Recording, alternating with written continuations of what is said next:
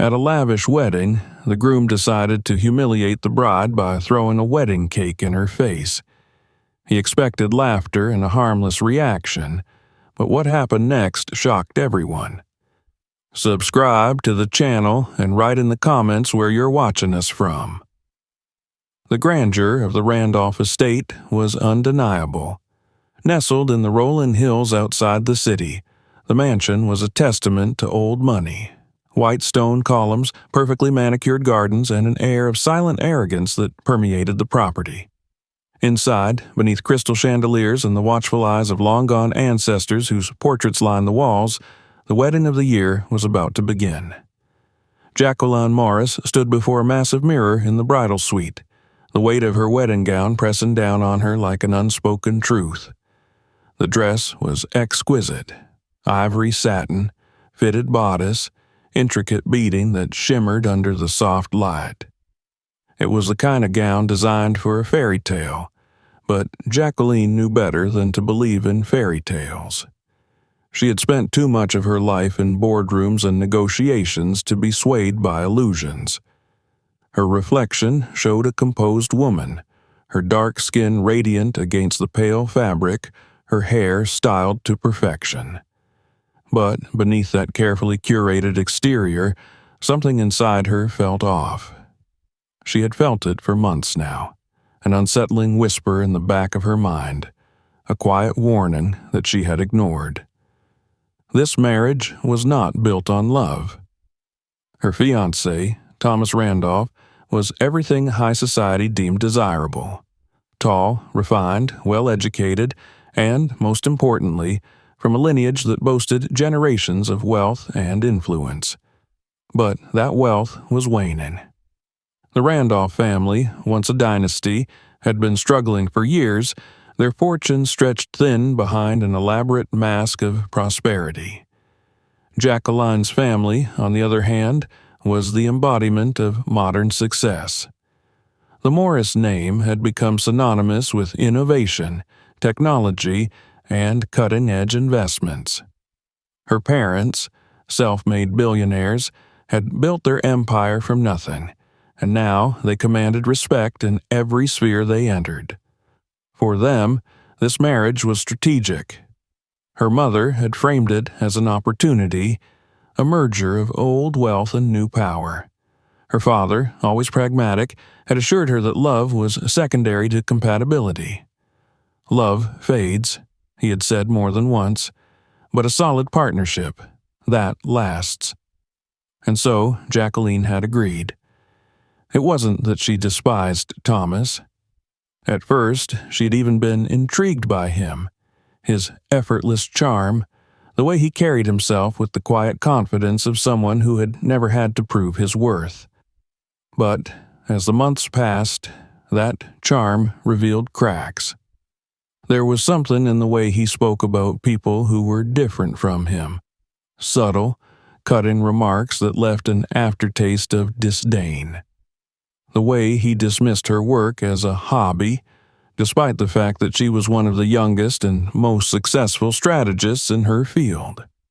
The way he seemed to believe that by marrying her, he was doing her a favor.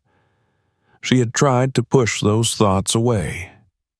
She had reminded herself that marriages like theirs were common in their world, that love was not a prerequisite for success. But today, standing in this room, with the reality of her decision staring back at her, she wondered if she had made a mistake. The knock at the door startled her. Her mother entered first, regal as always, wearing a gown that was only slightly less elaborate than Jacqueline's own. Camille Morris was a woman who commanded attention without effort. Behind her, Jacqueline's father, Edward Morris, stood with his usual composed expression, his sharp eyes assessing his daughter with a quiet intensity. "You look perfect," Camille said, adjusting a stray curl near Jacqueline's temple. "Everything is going exactly as planned." Jacqueline forced a smile. "Of course." Her father stepped forward, placing a hand on her shoulder. "Are you ready?" It was a loaded question. She wasn't, but she nodded anyway. Moments later, she was walking down the grand staircase, every eye in the room turning toward her. Thomas stood at the altar, his expression unreadable. He looked handsome, of course, tailored suit, polished shoes, the very image of sophistication. And yet, when she reached him, when he took her hand in his, there was no warmth. The ceremony was a blur.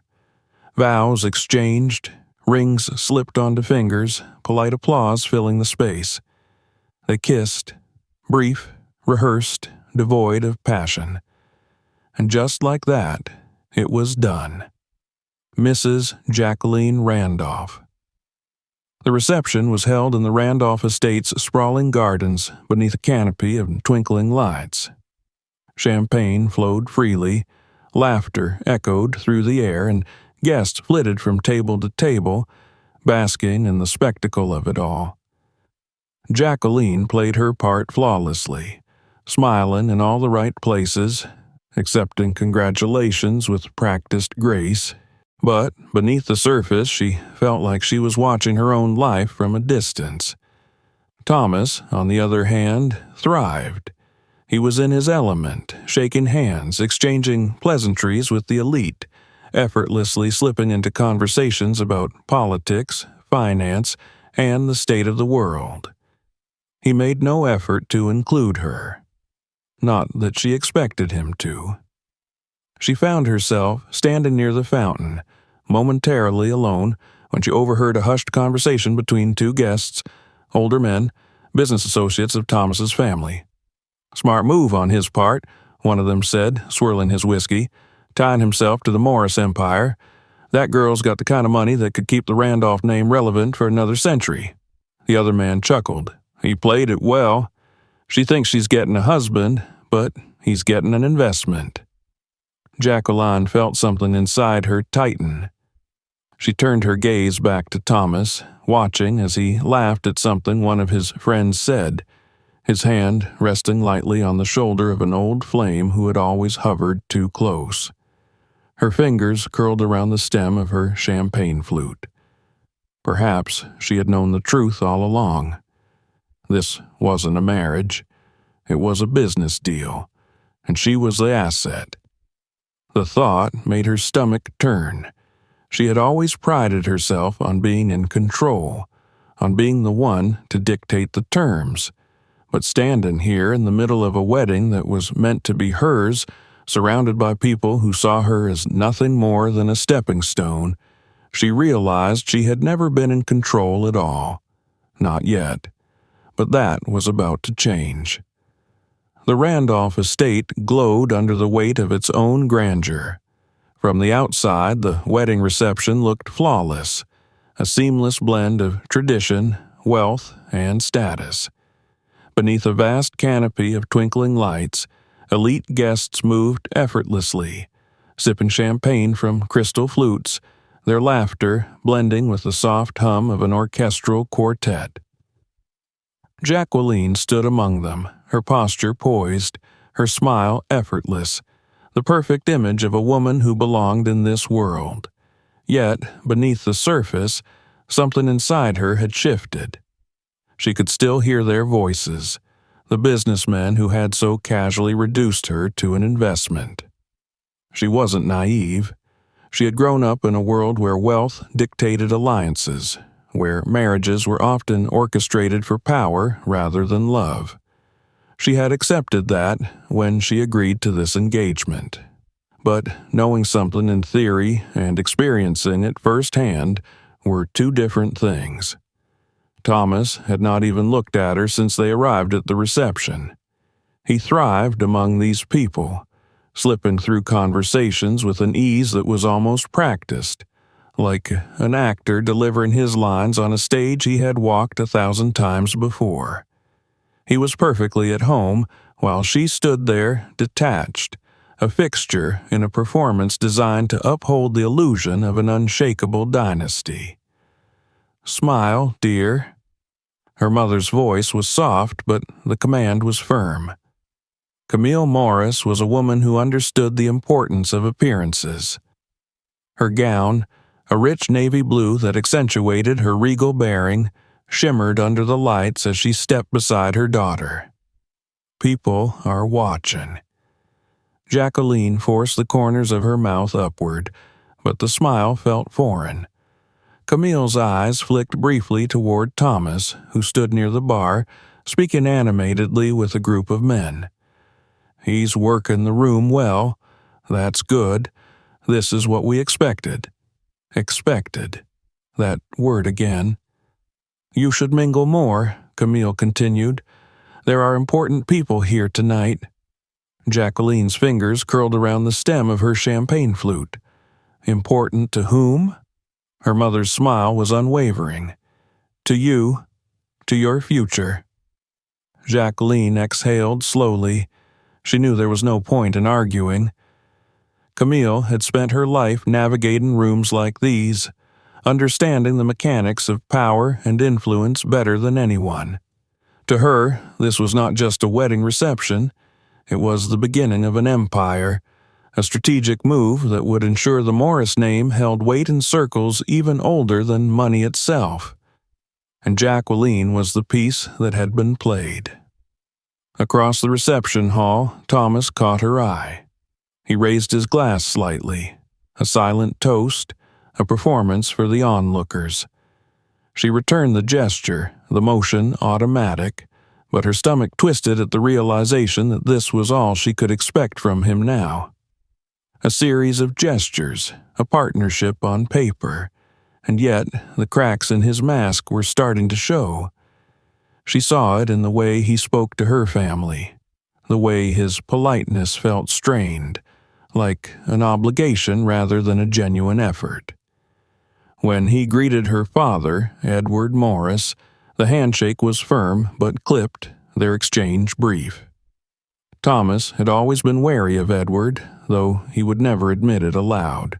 Perhaps because Edward was a self-made man, someone who had built his empire from nothing, while Thomas had inherited a name that meant less and less with each passing year.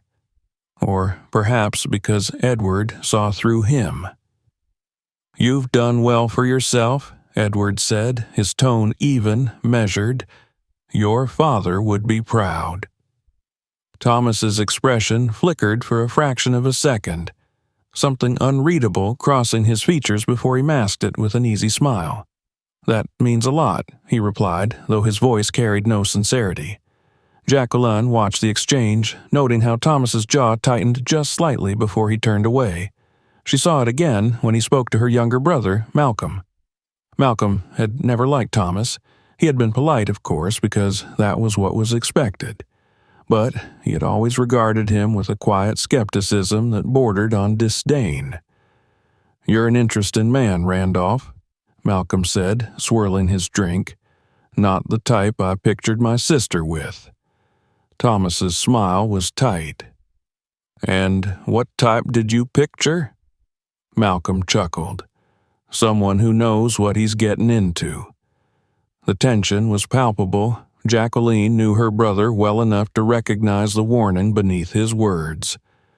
And she knew Thomas well enough to understand that he didn't appreciate being challenged, especially not by someone he considered beneath him.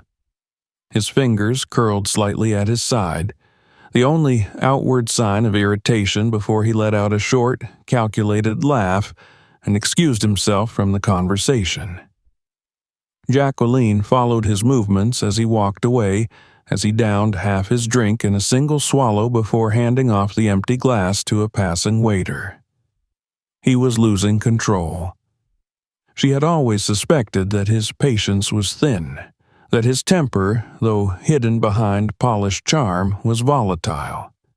She had seen glimpses of it before, subtle moments when his frustration slipped through the cracks, when his voice sharpened, when his grip tightened. But tonight, the cracks were wider, and she knew it was only a matter of time before something broke. The evening dragged on. She played her part, as she had always done, smiling, shaking hands, answering questions about their honeymoon plans, about their shared future, about their aspirations as a newlywed couple. All while Thomas continued his performance, pretending to be the devoted husband, the perfect son-in-law, the charming heir to a crumbling legacy. But she knew him now. She saw the slight downturn of his lips when he thought no one was looking, the flash of irritation when a guest brought up her success rather than his, the tightness in his movements as the evening wore on, as if he were holding something back, something dark and simmering beneath the surface. It was when she overheard him speaking to his friends that everything finally clicked into place. She hadn't meant to listen. She had been passing by, moving through the crowd, when she caught his voice. "Smartest move I've ever made," he was saying, his tone just smug enough to send a chill down her spine. His friends laughed. "You make it sound like a business deal," one of them joked. Thomas shrugged. "That's what marriage is, isn't it?" Jacqueline stopped breathing. She turned her head, just slightly, enough to see him, to see the way he leaned against the bar, relaxed, self-assured, the way he spoke about her as if she were nothing more than a calculated decision. Her stomach turned. She had always known, hadn't she? Deep down, she had known, but hearing it like this, spoken so carelessly, so confidently, shattered any illusions she might have held on to. She wasn't a partner to him. She was a means to an end. And in that moment, something inside her hardened. She was not a woman who let herself be used. And if Thomas thought that this was his victory, he was about to learn just how wrong he was. The air inside the Randolph estate was thick with the scent of expensive cologne, rare wines, and the underlying tension that had settled between Jacqueline and Thomas. The night carried on with the smooth elegance expected of an event of this scale. Soft music, practiced laughter, and the clinking of crystal glasses as toasts were made in their honor. But for Jacqueline, the carefully curated illusion had begun to crumble. She had spent the last hour moving through the reception, acknowledging guests, nodding at compliments, answering polite but prying questions about their plans as newlyweds. It was all mechanical now. The warmth she had once forced into her expressions had been drained, leaving only the remnants of a practiced performance. Her husband had not spoken to her directly since their staged greeting at the entrance. Not once. She had watched him work the room, his expression perfectly set, his voice carrying just the right mix of charm and intellect. But she had also seen the way he reacted whenever her name was mentioned in conversations he wasn't controlling, a slight downturn of his lips, a flicker of something behind his gaze. She was beginning to understand something fundamental about Thomas. He had never expected to share the spotlight. As the reception wore on, that understanding became more painfully clear. She found herself seated at the head table, surrounded by key members of both families, as the conversation took an inevitable turn toward the topic of finances. Jacqueline had anticipated this. The Morris name was synonymous with wealth, new wealth, but wealth nonetheless. Her family had built their empire from the ground up, securing dominance in both the technology and art worlds. The Randolphs, on the other hand, were a name that once commanded power, now clinging desperately to its former prestige. And Thomas, in his mind, had made the smartest move possible. He had married into the future. But what he had not anticipated was that the Morris family did not give freely. "My wife and I were discussing earlier how beautifully this evening came together," one of Thomas's uncles was saying, swirling his drink. "A grand affair. I imagine it cost a small fortune to orchestrate something of this scale." Jacqueline felt it before she saw it. The slight stiffening in Thomas's shoulders, the tension in the air around him. She knew what he was waiting for. He was waiting for someone, preferably her father, to confirm what he had always assumed, that the Morris family had footed the bill for this spectacle, that this night was yet another generous contribution from his wife's bottomless resources. Edward Morris, however, was a man who did not cater to assumption. "Well," he said, taking a measured sip of his whiskey, "we made sure that the financial responsibilities were split fairly. This was, after all, a union of equals." The words were smooth, deliberate, and they landed like a hammer against glass. Jacqueline did not have to look at Thomas to know he was fuming. She could feel it radiating off of him, the quiet fury beneath his carefully composed exterior. For months, he had been operating under the belief that marriage to her would grant him unrestricted access to the Morris wealth, that whatever financial struggles his family faced would be swiftly alleviated by his new position. This was not the first time Jacqueline had sensed this entitlement in him. There had been small signs along the way, subtle comments about how well off she was, jokes that weren't really jokes about how lucky he was to have found a wife who would never have to worry about a thing. And then, more recently, the offhanded remarks about her work, about how, with the kind of money she had, she didn't need to dedicate so much time to her career. He had assumed that, as his wife, she would exist as an extension of his ambitions, that her wealth was simply an unspoken dowry, something to be merged seamlessly into his own assets. Now, with the reality sinking in, that the Morris family did not hand out blank checks even to their own blood, Jacqueline knew he was seething. He recovered quickly. "Of course," he said smoothly, his lips curling into a facsimile of a smile. "A partnership. That was always the intention." But she heard it, the sharp edge beneath his words.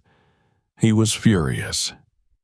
The rest of the table had moved on, but Jacqueline remained hyper-aware of the man sitting beside her, of the way he clenched and unclenched his jaw, his fingers drumming absently against the pristine white tablecloth.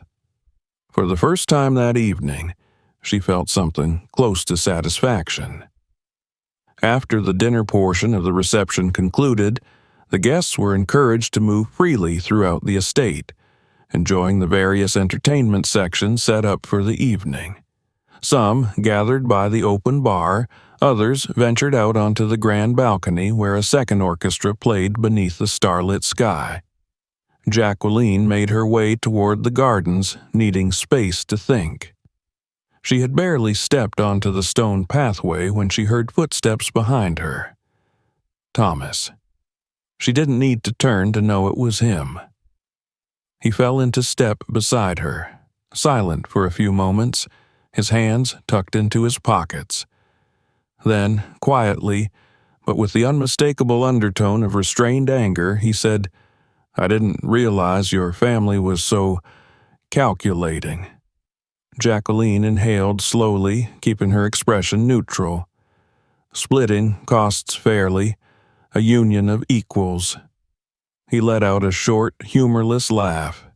"That's an interesting way of putting it." She knew what he meant. He wasn't angry at the money itself. He was angry at what it symbolized. By refusing to bankroll the wedding entirely, her family had made a statement. They were not handing him a key to the vault. Jacqueline turned her head slightly, meeting his gaze. His usual mask of charm was gone, replaced by something colder. He had spent his life believing he was superior to people like her. And yet, here he was, dependent on her. She saw the humiliation in his eyes, and she knew then, without a shadow of a doubt, that this was not a partnership. This was a war. A quiet war waged through sharp words and veiled threats. And the first battle had just been won. The rest of the evening passed in a blur. Thomas returned to his performance, laughing with guests, making himself the center of attention once again.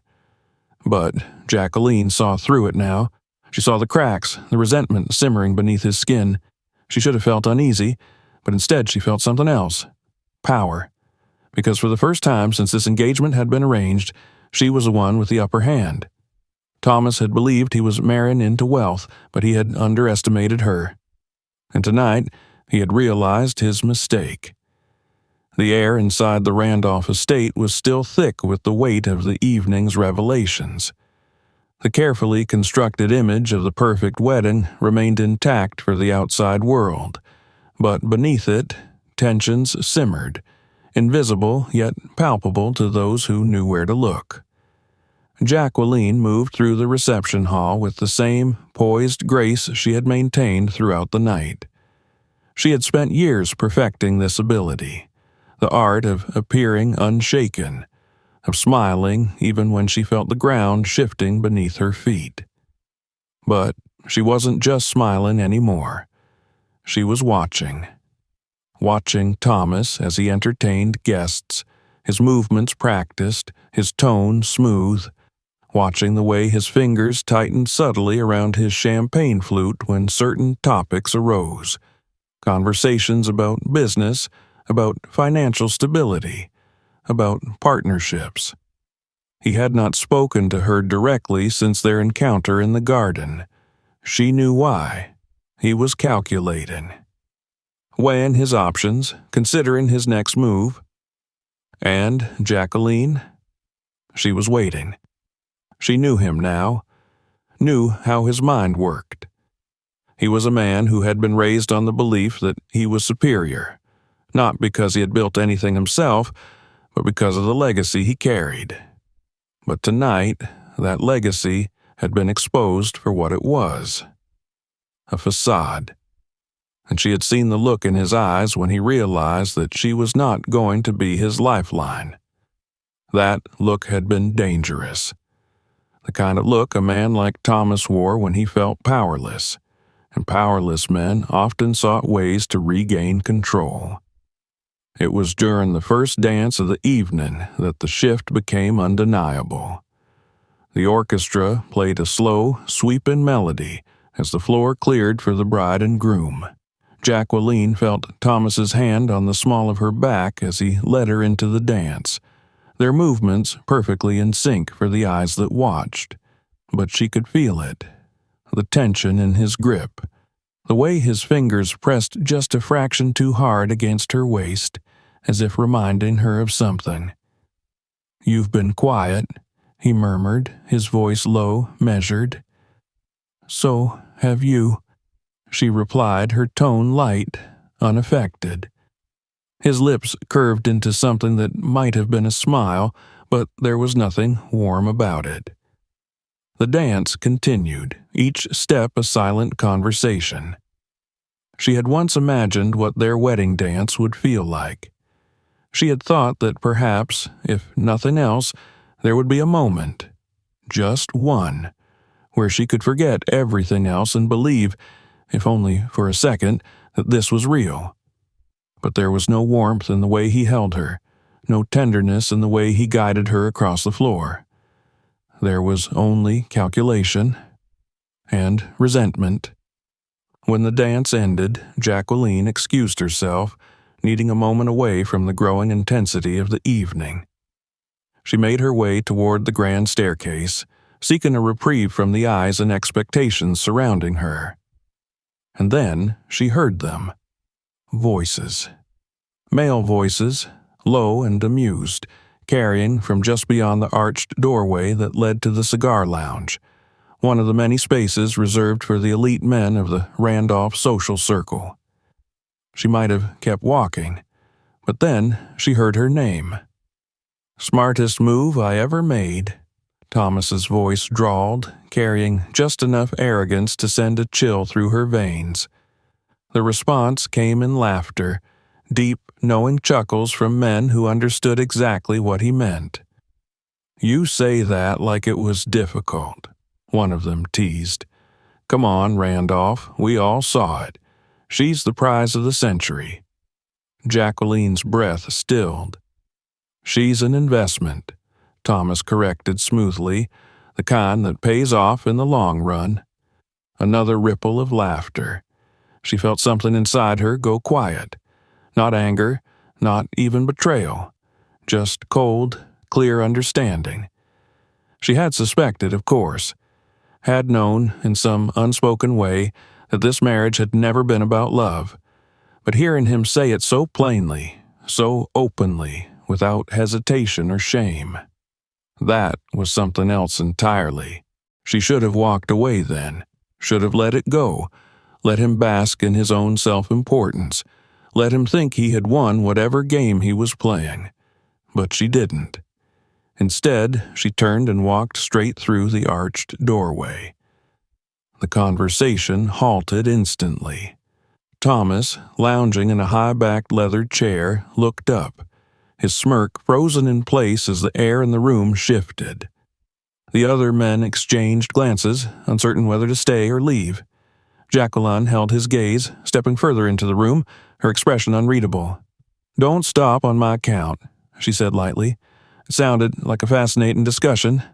Thomas's fingers curled around the armrest of his chair. A flicker of something crossed his face, annoyance perhaps, or irritation at being interrupted, or caught. "Jacqueline," he said smoothly, "I was just calling me an investment," she finished for him, her voice even. A beat of silence. One of the men cleared his throat, shifting awkwardly. Jacqueline took another step closer. It was the first time since the ceremony that she had truly looked at him, and now she saw him for exactly what he was. A man who thought he had won. A man who had spent his life believing that his name alone made him untouchable. But she was Jacqueline Morris. She had built herself on more than just a name, and Thomas had just made a very serious mistake. The moment passed, and Jacqueline let it. She didn't need to say anything more. She had seen what she needed to see. So she turned, walked away, and let the weight of her silence settle in her wake. By the time she returned to the reception hall, the celebration was in full swing. The guests were laughing, drinking, dancing, oblivious to the fracture that had formed beneath the surface of the evening. Jacqueline moved through the crowd, pausing only when she felt a familiar presence at her side. Her brother, Malcolm. "You good?" he asked, his voice quiet but knowing. She exhaled slowly. "I will be." She glanced across the room, finding Thomas exactly where she knew he would be, among the people who still believed in his mask, who still thought he was what he pretended to be. He hadn't looked at her since she left the cigar lounge. And she knew why. Because he knew. For the first time in his life, Thomas Randolph had realized that he was not the one in control. Not anymore. And Jacqueline? She was just getting started. The reception had reached its crescendo. The laughter was louder, the conversations more animated, and the champagne flowed freely as the evening stretched into the late hours.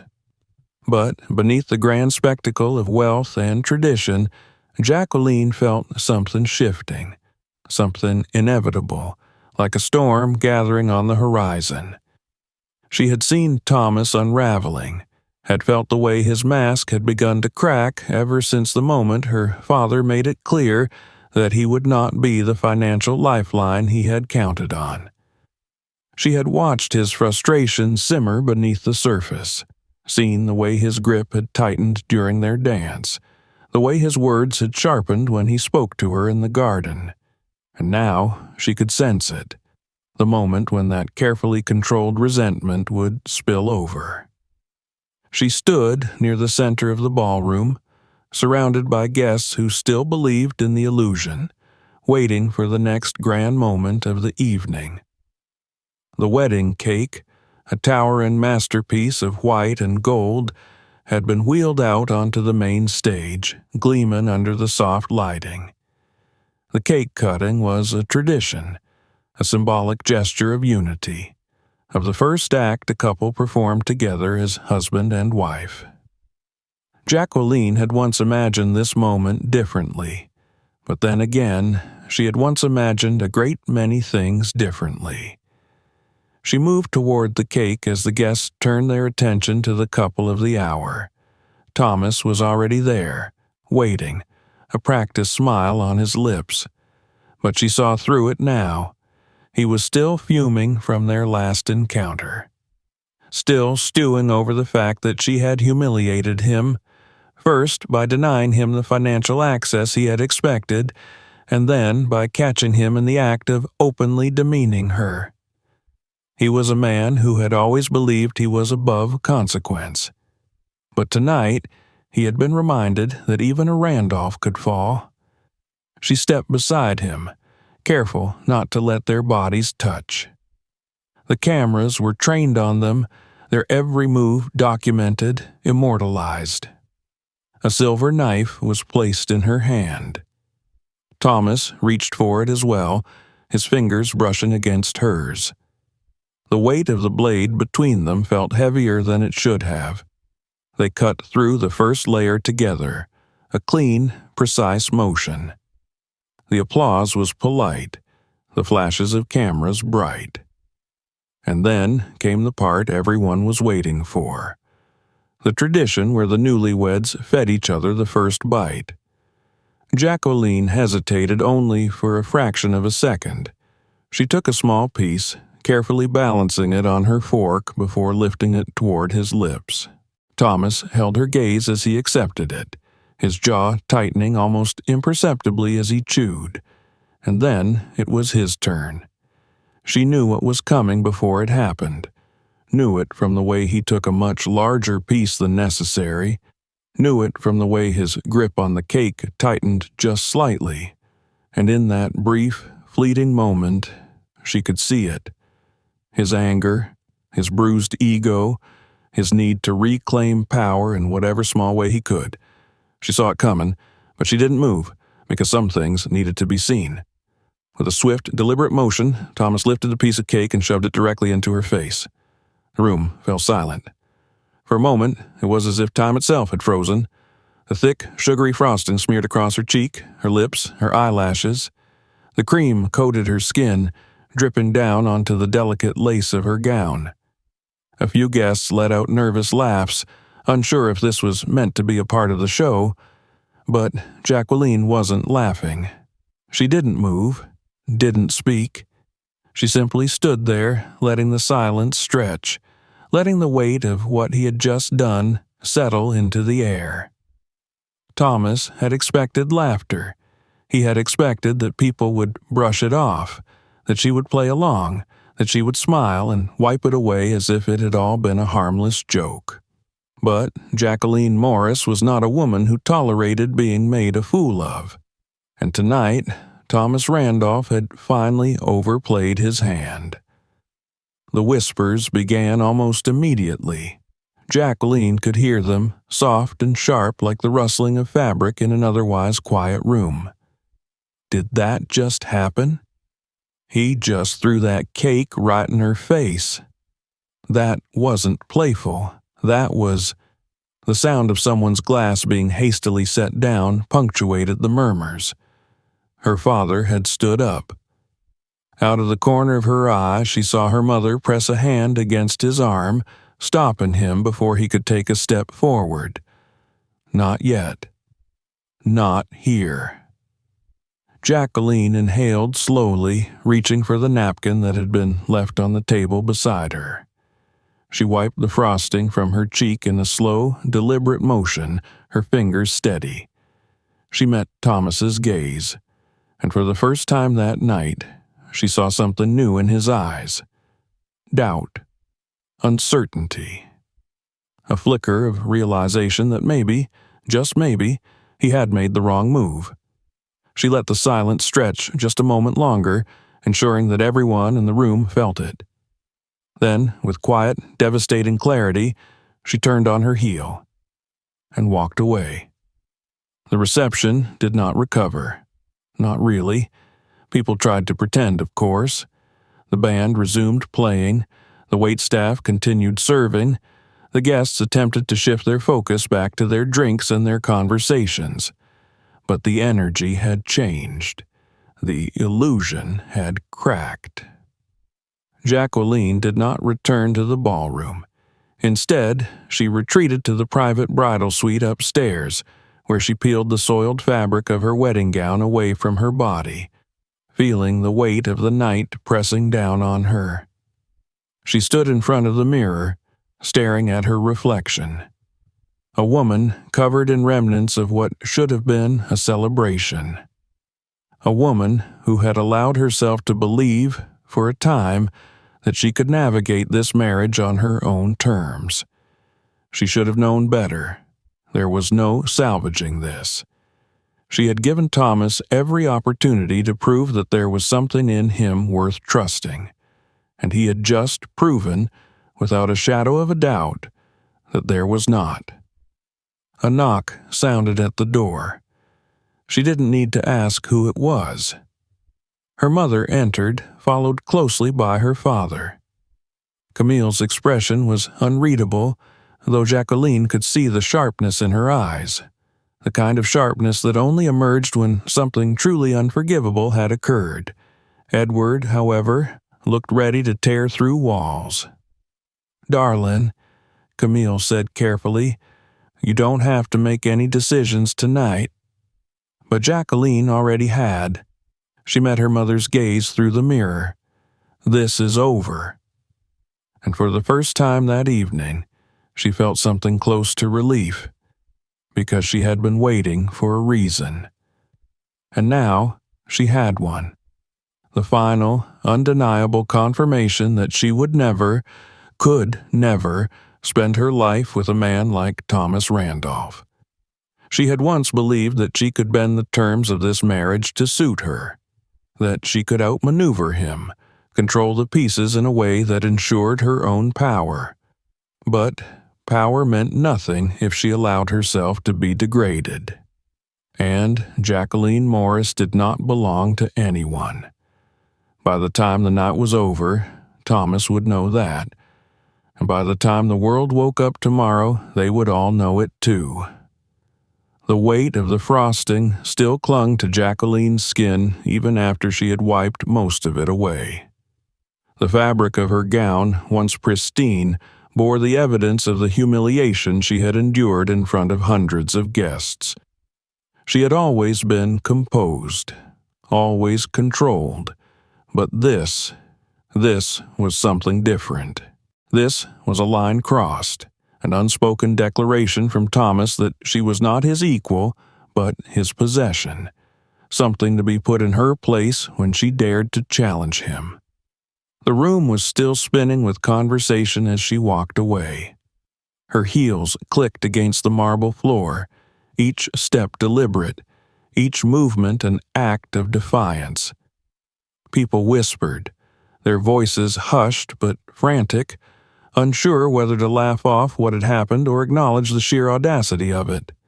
Some guests had already started discreetly gathering their things, their expressions tense, understanding that they had just witnessed the unraveling of something far more significant than a wedding tradition gone wrong. Behind her, Thomas remained standing by the cake, his smirk faltering as the weight of the silence around him became unbearable. He had expected a reaction, but not this. He had expected her to play along, to giggle, to wipe the frosting off her face with a playful shrug, to let the night continue as though nothing had happened. But Jacqueline had done none of those things. She had not yelled, had not thrown the cake back at him, had not caused a scene. Instead, she had left, and in doing so, she had let the silence speak for itself. She walked past waiters frozen in place, past guests who quickly averted their eyes, past members of her family who watched her movements with a quiet, burning anger. Camille and Edward Morris stood at a distance, their expressions unreadable, but their presence unmistakably powerful. She could see the way her father's hands were clenched into fists at his sides, the barely restrained fury rolling off him in waves. If her mother had not placed a hand on his arm, Edward would have already been striding across the room to make Thomas regret every decision that had led to this moment. Malcolm was the first to move. Her brother had been sitting at a nearby table, and the second Jacqueline turned away from Thomas, he was on his feet, his jaw tight, his expression unreadable except for the fire in his eyes. She didn't say anything as she passed him, and he didn't ask if she was okay. He didn't need to. He already knew the answer. The grand staircase leading up to the bridal suite felt longer than it had earlier in the evening. She climbed each step with slow, measured grace, knowing full well that every eye in the room was still on her, that every guest was waiting to see what would happen next. They wanted drama, spectacle, a confrontation that would turn this into something they could gossip about for years. But she would give them none of it. The doors to the suite closed behind her with a finality that felt like the turning of a page. The room was silent, untouched by the chaos below. The laughter and music from the reception hall were muffled, distant, as though they belonged to a different world entirely. Jacqueline crossed the room with purpose, moving toward the vanity where a silver-framed mirror reflected her image back at her. The woman staring back at her was no longer a bride. She was something else entirely. Her hands trembled slightly as she reached for the edge of the vanity, gripping it to steady herself. Not out of fear, not out of sadness, but out of the sheer force of what she was holding back. The weight of everything that had led her to this moment, the months of doubt, the quiet humiliations, the realization that she had let herself be talked into believing that this marriage was something she could control. She had been wrong. The sound of a knock at the door pulled her from her thoughts.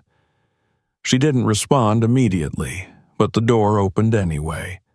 Her mother entered first, moving with the same effortless poise she always carried. Camille's gown shimmered under the soft lighting, her expression composed, but her eyes held a quiet rage. Edward followed, closing the door behind them, his presence filling the room with unspoken fury. Neither of them spoke at first. Camille was the one to break the silence. "You don't have to go back down there."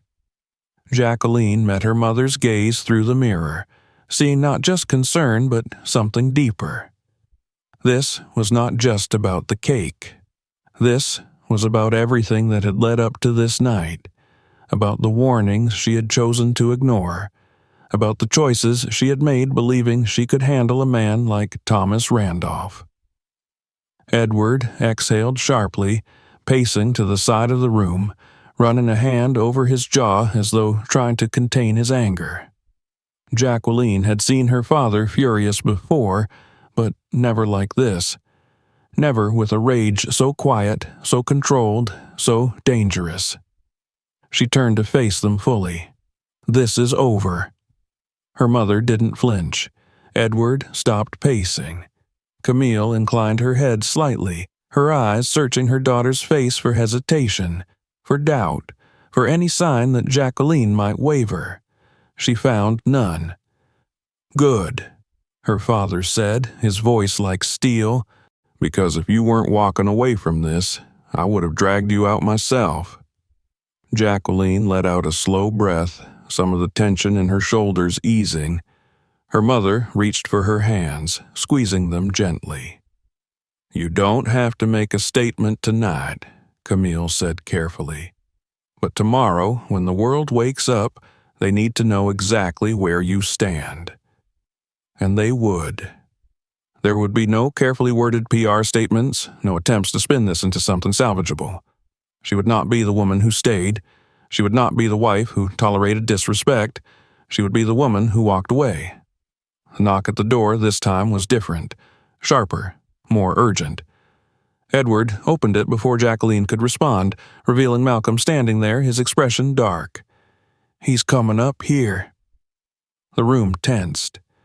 Camille let out a soft, tired sigh as though she had expected this but had hoped for a little more time. Edward's jaw locked. Jacqueline didn't need to ask who he meant.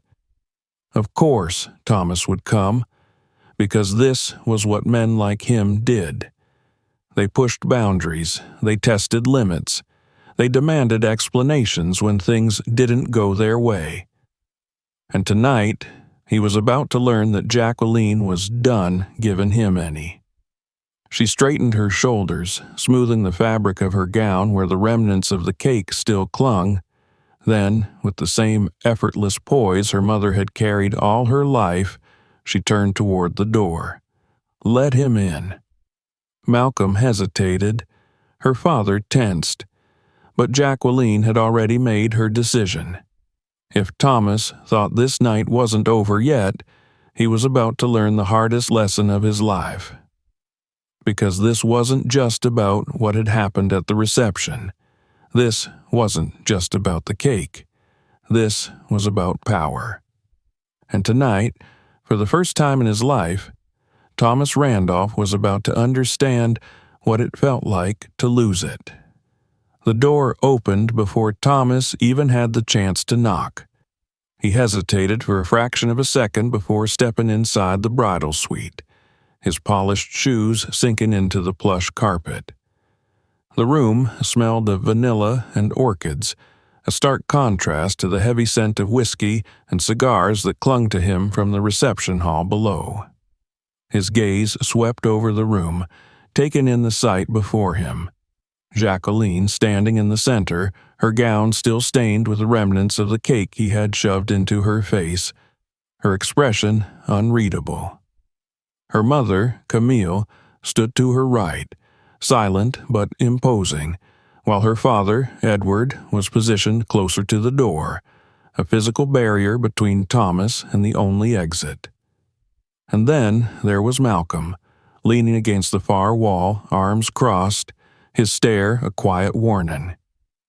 Thomas had always been good at maintaining control of a room, but this was not his domain. He had come expecting anger, perhaps even tears, but instead he was met with something far worse. Silence. He cleared his throat, forcing a smile onto his face. "I came to talk." Jacqueline didn't move, didn't even blink. She just stood there, her posture unnervingly steady. The silence stretched between them, thick, unbreakable. He had expected her to lash out, to confront him in front of her family, to give him something he could twist, something he could turn back on her. But she gave him nothing. His fingers curled into fists at his sides. "Are you really going to do this?" His voice was low, just a fraction above a whisper, but in the quiet of the room, it felt deafening. Walk away from this marriage over a joke? Still nothing. His jaw tightened, his composure slipping. "This is ridiculous, Jacqueline. It was just a bit of cake. I was playing along with tradition. Everyone laughed." No one laughed. Her voice was steady, cold, the first words she had spoken to him since the moment she had walked away downstairs. And they landed like a blade against his pride. His nostrils flared slightly, his frustration mounting. "So, that's it then? You're going to humiliate me in front of everyone, make a spectacle out of this over nothing?" Her father shifted his stance, his presence an unspoken warning, but Jacqueline didn't need protection. She had already won. She had won the moment she had refused to engage, the moment she had stripped him of the reaction he had been counting on. Finally, she moved. Just a step closer, just enough to tilt her head slightly as she regarded him with something that was almost pity. "This was never going to work," she said softly, and the certainty in her voice made something inside him tighten, something he wasn't used to feeling. He had expected control. He had expected to be the one dictating the terms, to be the one making the decisions. He had never expected to lose. And yet, here he was, standing in front of a woman who had already made up her mind. He let out a sharp exhale, his mask slipping for the briefest moment before he forced himself to smirk. So, what now? You think you can just walk away? The world doesn't work like that, Jacqueline. People don't just get to rewrite the rules when they don't like them. She smiled then, but it wasn't the kind of smile he had ever seen from her before. It wasn't warm, wasn't charming, wasn't meant to soothe or comfort. It was a smile of certainty, of quiet, unwavering power. I already have. And that was it. That was the end. Thomas stood there for a moment longer, as if waiting for someone to tell him this wasn't real, that she was bluffing, that this was just a momentary lapse in judgment. But no one did, because everyone in that room knew the truth. Jacqueline Morris was done. He turned on his heel and walked out without another word. The door clicked shut behind him, the silence swallowing the space he had occupied just moments before. Her mother exhaled slowly, her eyes filled with something unreadable. Her father nodded once, as if confirming what he had always known. Malcolm smirked slightly, as though unsurprised that Thomas had left without putting up more of a fight. Jacqueline felt the tension drain from her shoulders. It was over. And for the first time in months, maybe even years, she felt free. The sound of the door closing behind Thomas was final. Jacqueline stood in the center of the room, the weight of the night pressing down on her, but not in the way she had expected. She had imagined this moment before, long before she had ever walked down the aisle, before she had ever let herself be pulled into the illusion of control. She had pictured herself breaking away from him eventually, but she had not expected it to happen like this. Not so suddenly, not so completely. And yet, as the silence stretched through the bridal suite, there was no doubt in her mind.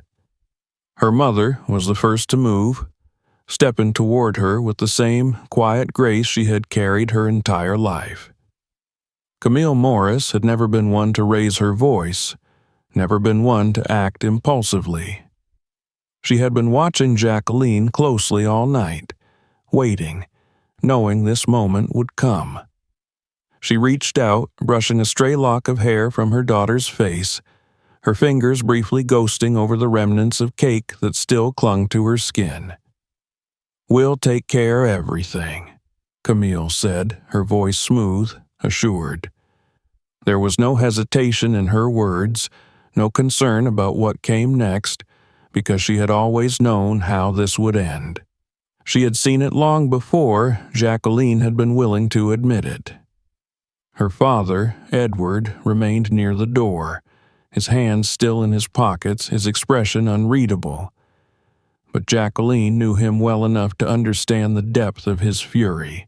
He had restrained himself tonight, held back from doing what every instinct in him had told him to do.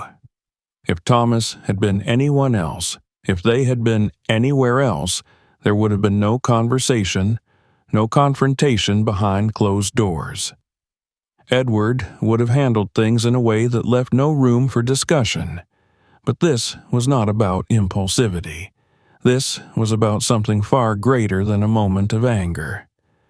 Jacqueline took a slow breath, feeling the exhaustion creeping into her bones. "I want it done by morning," she said simply.